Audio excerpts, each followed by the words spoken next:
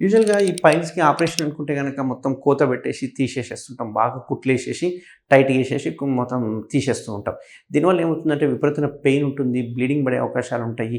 కొన్నిసార్లు మోషన్ పోయే ద్వారం దగ్గరికి అయిపోయే అవకాశాలుంటాయి. ఎందుకంటే మనం 3 కంటే ఎక్కువ తీసినప్పుడు 3 కంటే ఎక్కువ తీసినప్పుడు ఆ మోషన్ కెనాల్ ఏమైతదంటే తీసే వరకు చర్మం టైట్ అయిపోయి ఒక్కొక్కసారి మోషన్ కెనాల్ దగ్గరికి అయిపోతుంటుంది. దాన్నే యానల్ స్టెనోసిస్ అని కూడా అంటుంటాం అన్నట్టు. ఇట్లా ప్రాబ్లమ్ వల్ల ఏమవుతుందంటే అసలుకి మోషన్ బంద్ అయిపోతది. సో కోత ఆపరేషన్ అనంగానే ఒక కాలనీలో గాని, ఒక ఇంట్లో ఎవరైనా సర్జరీ చేయించుకున్నారంటే, జీవితంలో వేరే పేషెంట్ అంటే వాళ్ళ ఫ్యామిలీ మెంబర్స్ ఎవరు మళ్ళీ ఆపరేషన్ జోలికెళ్లరు. ఎందుకంటే అంత విపరీతమైన మంట, నొప్పి, బ్లీడింగ్ పడుతుంటది. రెస్ట్ తీసుకోవాల్సొస్తుంది. మళ్ళీ నెక్స్ట్ డే మోషన్‌కెళ్ళాలంటే భయం అనిపిస్తుంది. తినాలంటే భయం అనిపిస్తుంటది. బట్ మన ట్రీట్మెంట్ రేంజ్ హాస్పిటల్‌లో మనం చేసే లేటెస్ట్ డయోడ్ లేజర్ ఏదైతే ఉందో, ఆ డయోడ్ లేజర్ వల్ల ఎటువంటి పెయిన్ ఉండదు. కంప్లీట్ పెయిన్‌లెస్, బ్లీడింగ్‌లెస్ టెక్నాలజీ అన్నట్టు. ఇది జస్ట్ డే కేర్ సర్జరీ. మనం ఉదయం చేస్తే సాయంత్రం కల్లా డిశ్చార్జ్ చేయడం జరుగుతుంది. అండ్ ఇందులో మనం ఏం చేస్తామంటే ఎటువంటి కోత పెట్టము. జస్ట్ మనం వెనకాల నుంచి ఎళ్లి ఈ రక్తనాళాలని కాల్చేయడం జరుగుతుంది. అంటే ఇది రక్తనాళాల వల్లనే వచ్చింది, సాగింది. కాబట్టి ఆ రక్తనాళాలని వీళ్ళు క్లోజ్ చేసేసేస్తాం అన్నట్టు.